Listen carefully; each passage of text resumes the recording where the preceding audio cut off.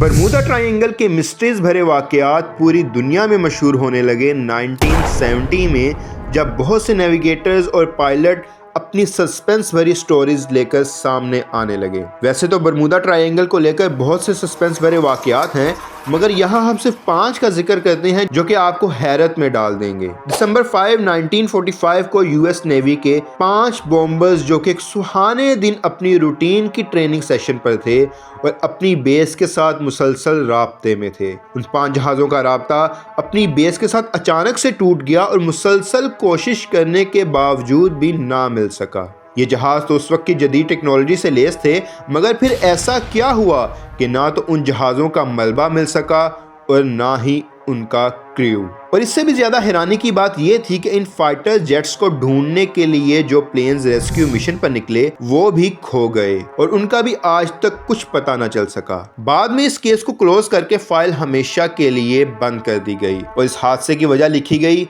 Unknown reasons. ऐसा ही एक पुरस्कार वाकया हुआ दिसंबर 5, 1872 में। एक जहाज यूएस से अपनी मंजिल की जानिब निकला, मगर कभी भी अपनी डेस्टिनेशन पर ना पहुंच सका। इस जहाज़ की तलाश के लिए जब सर्च टीम्स को रवाना किया गया तो उनको ये जहाज़ बरमूदा ट्रायंगल की टेरिटरी में मिला। जब उस जहाज़ की तलाशी ली गई तो एक भी क्रू मेंबर ना था। जहाज़ का और उन सब लोगों का सामान तो वहाँ पर मौजूद था, मगर क्रू का एक बंदा भी मौजूद ना था। समुंदर के बिल्कुल दरमियान शिप का बिल्कुल ठीक हालत में होना, मगर एक भी क्रू मेंबर का ना होना सब लोगों को हैरान कर देने के लिए काफ़ी था। 1981 में एलन ऑस्टिन बरमूदा ट्रायंगल से गुजर रहा था कि उसे एक बहरी जहाज़ मिला जो कि बिल्कुल ठीक हालत में मौजूद था। मगर हैरान कर देने वाली बात यह थी कि उस जहाज़ का तमाम क्रू भी गायब था। एलन ने फैसला किया कि इस जहाज़ को न्यूयॉर्क लेकर जाया जाए, इसलिए उसने अपने जहाज़ से कुछ क्रू मेंबर्स को उस बेनाम जहाज़ पर शिफ्ट कर दिया ताकि वो एलन के जहाज़ के पीछे पीछे आते जाएं।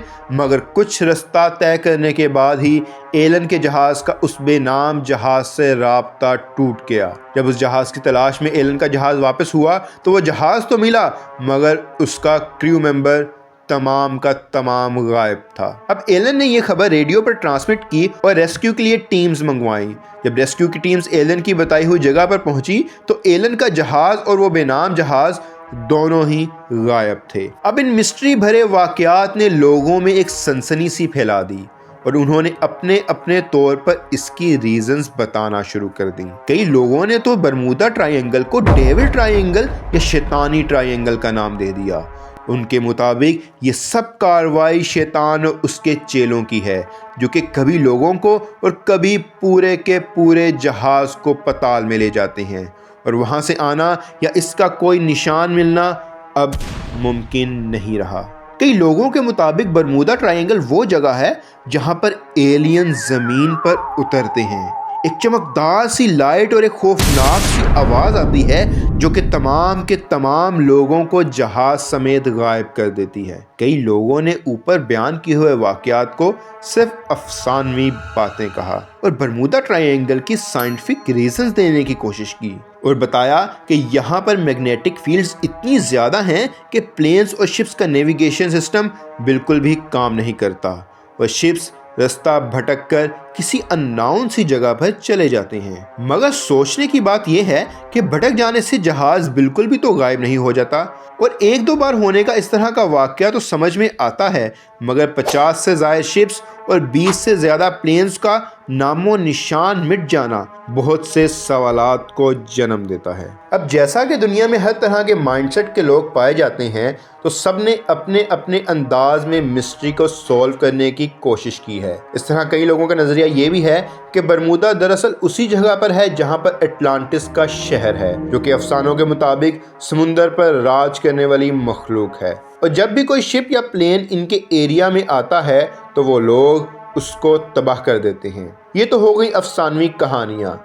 अब इस चीज़ को साइंटिफिकली भी एक्सप्लेन करने की कोशिश करते हैं। डीपेस्ट सी लेवल जो अभी तक नाउन है वो है 36,201 फीट डीप, जहाँ पर इंसान तो दूर हाई वाटर प्रेशर की वजह से किसी सबमरीन का जाना भी मुमकिन नहीं। समुद्र के सबसे गहरे पॉइंट पर वाटर प्रेशर होता है 8 टन पर स्क्वायर इंच के बराबर और ये प्रेशर आपकी हड्डियों को चिकना चूर कर देने के लिए काफ़ी है। अब बरमूदा ट्रायंगल का अपना ही एक बायोस्फीयर है जहां पर खतरनाक टोर्नेडो और तूफान आते रहते हैं। तो ये कहा जाता है कि हो सकता है कि माजी में जब साइंस इतनी तरक्की नहीं कर सकी थी कि एक्यूरेटली वेदर कंडीशंस का अंदाज़ा लगाया जा सकता हो, तो हो सकता है कि ये शिप्स और प्लेन ऐसे ही किसी तूफान या टोर्नेडो का शिकार होकर बरमूदा ट्रायंगल की डेप्थ जो कि 27,493 फीट है उसमें चले जाते हों और इस गहराई और वाटर प्रेशर की वजह से उनका पता लगाना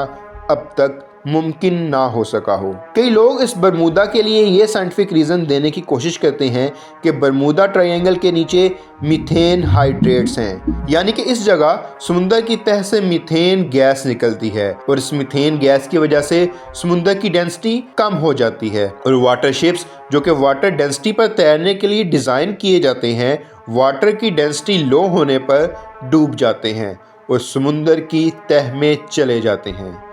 मगर ये थ्योरी इसलिए थोड़ी सी अनएक्सेप्टेबल है कि चलें शिप्स पर तो ये बात सच हो सकती है, मगर एयरप्लेन्स का क्या?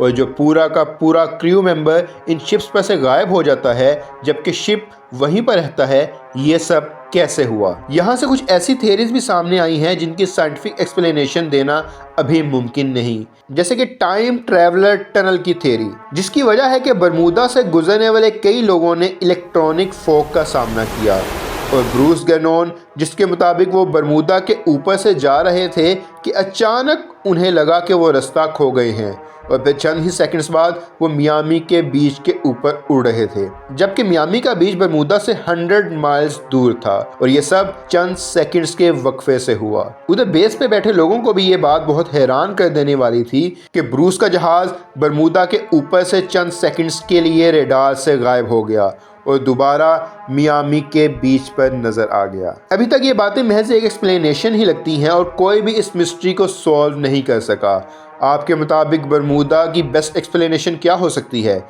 कमेंट सेक्शन में लाजमी बताएं और ऐसी ही वीडियो के लिए चैनल को सब्सक्राइब लाजमी करें। अगर वीडियो अच्छी लगी हो तो इस वीडियो को लाइक और शेयर भी करें। तब तक के लिए हमें इजाज़त दें और अपना ख्याल रखें।